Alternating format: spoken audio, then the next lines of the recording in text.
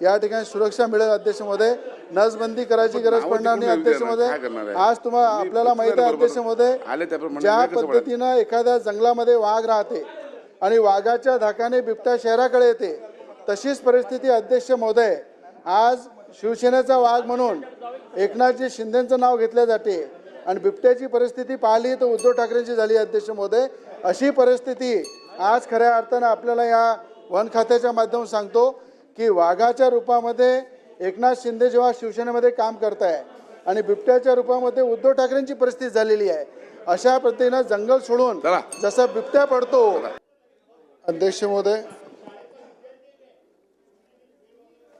महोदय या ठिकाणी मी पुरवणी मागण्यावर अध्यक्ष महोदय बोलण्यासाठी उभा आहे।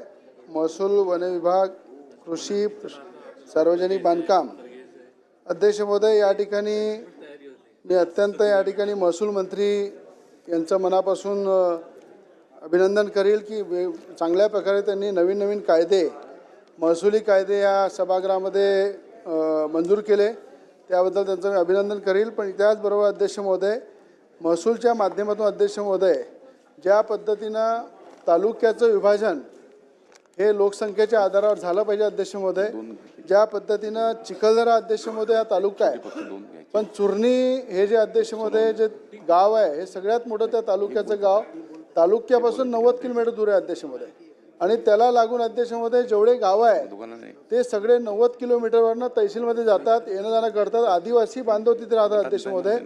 तर चिखलदरा तालुक्याचं विभाजन करून चुरणी हा स्वतंत्र तालुका अध्यक्ष महोदय बनवला पाहिजे, हे अध्यक्ष महोदय माझी या पुरवणी मागण्यापासून मागणी आहे।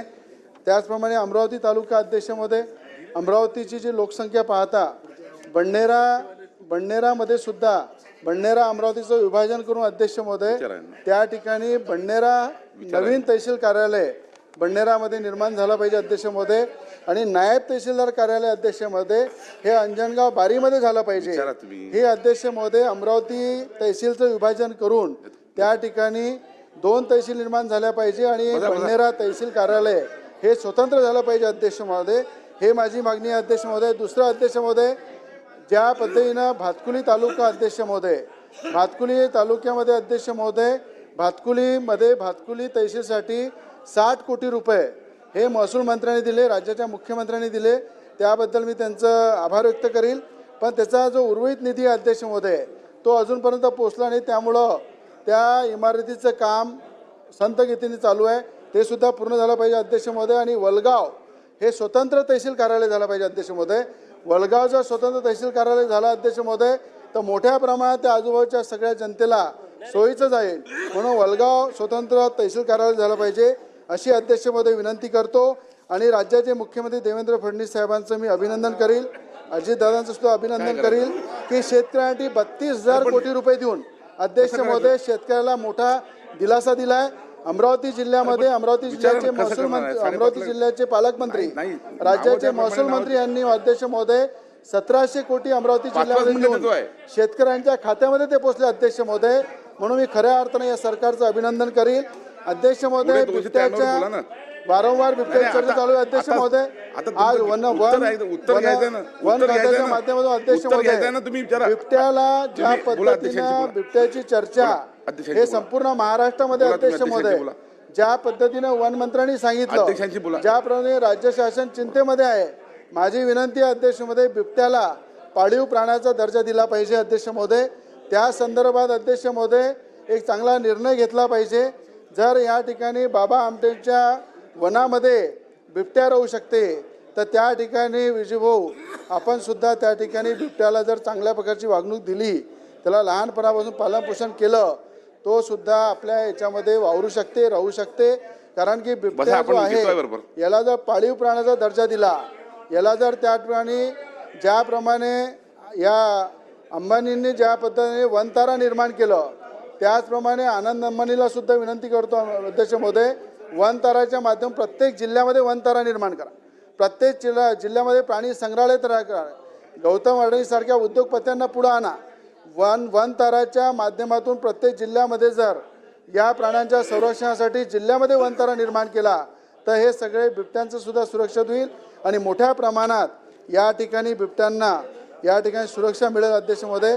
नसबंदी करायची गरज पडणार नाही अध्यक्ष महोदय. आज तुम्हाला आपल्याला माहिती आहे अध्यक्ष महोदय, ज्या पद्धतीनं एखाद्या जंगलामध्ये वाघ राहते आणि वाघाच्या धाकाने बिबट्या शहराकडे येते, तशीच परिस्थिती अध्यक्ष महोदय आज शिवसेनेचा वाघ म्हणून एकनाथजी शिंदेचं नाव घेतले जाते आणि बिबट्याची परिस्थिती पाहिली तर उद्धव ठाकरेंची झाली अध्यक्ष महोदय. अशी परिस्थिती आज खऱ्या अर्थानं आपल्याला या वन खात्याच्या माध्यमातून सांगतो की वाघाच्या रूपामध्ये एकनाथ शिंदे जेव्हा शिवसेनेमध्ये काम करताय आणि बिबट्याच्या रूपामध्ये उद्धव ठाकरेंची परिस्थिती झालेली आहे. अशा पद्धतीनं जंगल सोडून जसं बिबट्या पडतो तशा पद्धतीनं अध्यक्ष महोदय या वाघासारखं या शिवसेनेमध्ये एकनाथ शिंदे काम करतात. हे अध्यक्ष परिस्थिती आहे. म्हणून माझं म्हणणं आहे की संरक्षण दिलं सन्माननीय सदस्य पाहिजेच, पण सन्माननीय सदस्य रामदास मसराम, सन्माननीय सदस्य रामदास मसराम, काय झालं काय झालं?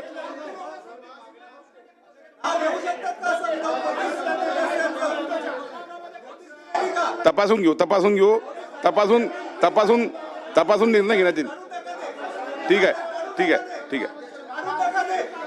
चला सन्माननीय सदस्य रामदास मसराम, सन्माननीय सदस्य रामदास मसराम सांगितलं ना, तपासून घेऊ तपासून घेऊ तपासून काढून टाकू तपासून काढून टाकू. चला बसा बसा बसा खाली बसा खाली बसा. सन्माननीय सदस्य रामदास मसराम आहेत का? बोला बोला.